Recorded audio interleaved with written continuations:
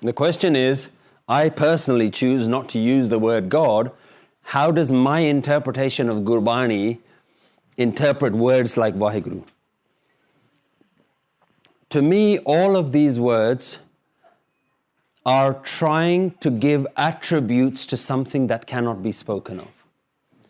Yeah? The word Wah just means wow. Guru means enlightener. Wow, enlightener. Is that a name of God, or is that an expression of somebody who is experiencing this oneness? The word Ram, that which is immersed, Ramya hoya, that which is immersed in everything. Hari, Har, that which is blossoming everywhere. Par Brahm, that supreme being. None of these are actually names. They're just pointers. Because Guru Gobind Singh Ji in Jap Sahib clarifies that whatever this thing is aname. Really has no real name. So when you think like that, then any word that you use, if it works for you to get you into that understanding of connectedness with this, whatever this is, this oneness, call it God, call it universe, call it life. I call it aliveness, life energy. Whatever word brings you back to that understanding is a good word for you. For me, the word God doesn't do that for me. Does that make sense? The word doesn't do that for me. I find universe to be a better word because I think this stuff. My mind goes outwards. It doesn't think that guy. With that understanding, is it fair to assume that Sikhism is not a theistic faith? If we say it's not theistic, then it becomes atheistic. As in, theism is the idea that there is some deity, some beingness. Most people translate the Sikh tradition as being monotheistic, single God, single theism, single being. I don't actually see it as monotheistic. I see it as panentheistic, which is not that there is some God sitting in the clouds with a white beard in the sky, but really everything is sacred. Whatever this thing is within me and all around me, as according to the Guru, as according to a Shabad that we've seen earlier today. So in Japji Sahib, you start from God as one, Ik Oankar. I don't.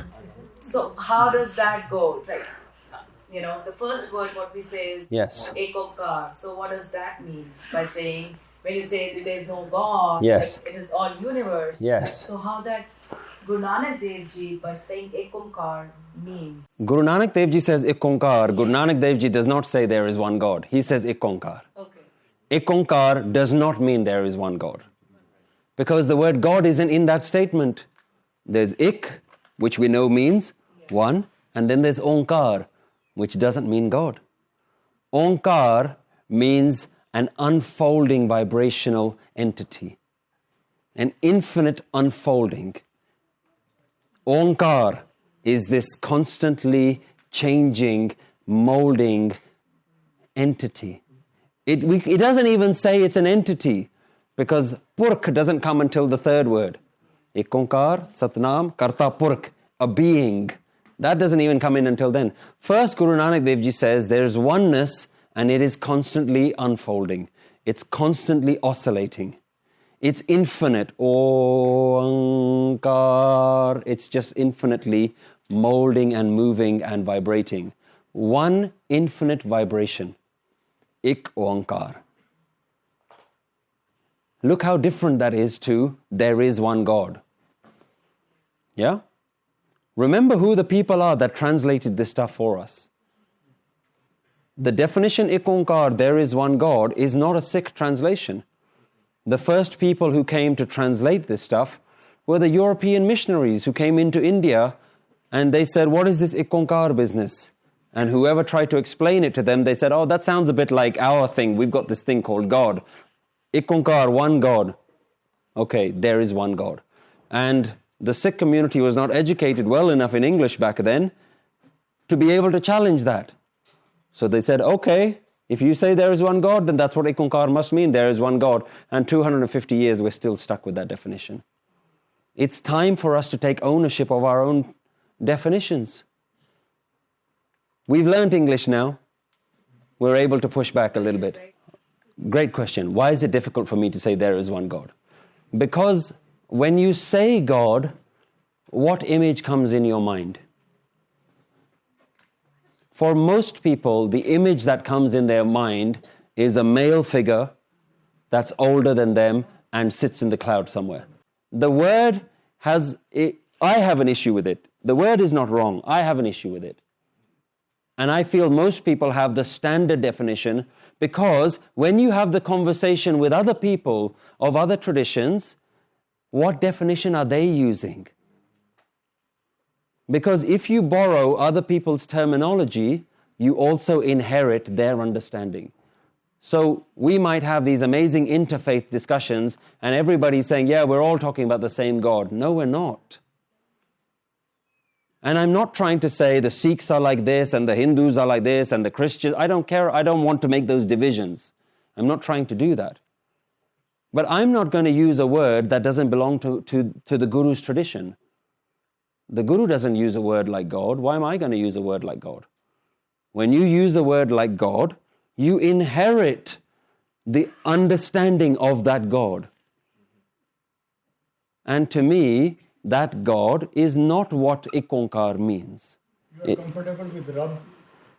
Yeah. But what we've done, Punjabis are very clever. What we've done is every word, even in our mind, even if we don't use the word God, we think of that same God. Rab jane, God knows. Yeah?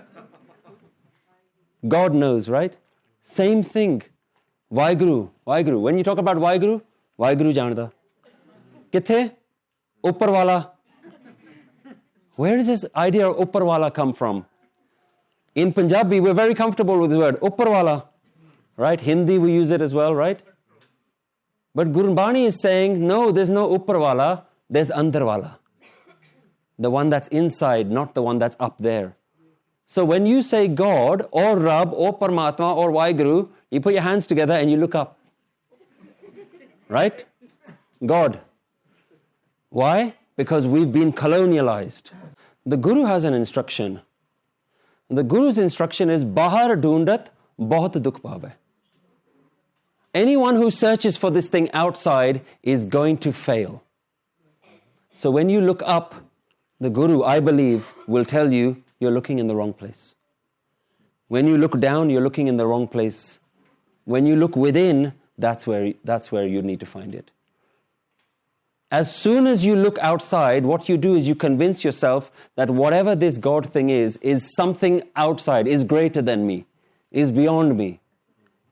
But it's not, it's in you, it's part of you. And the Guru's instruction to us, as I've understood it, and I really like your question there, because you've made it very clear, everything that I'm saying is not the truth.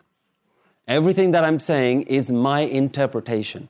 And thank you for clarifying that, because I say that quite a lot myself as well.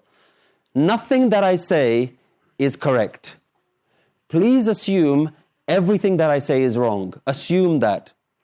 Because it means that you'll go away and you'll say, I think I like what he says, but he might be wrong. Let me go and check.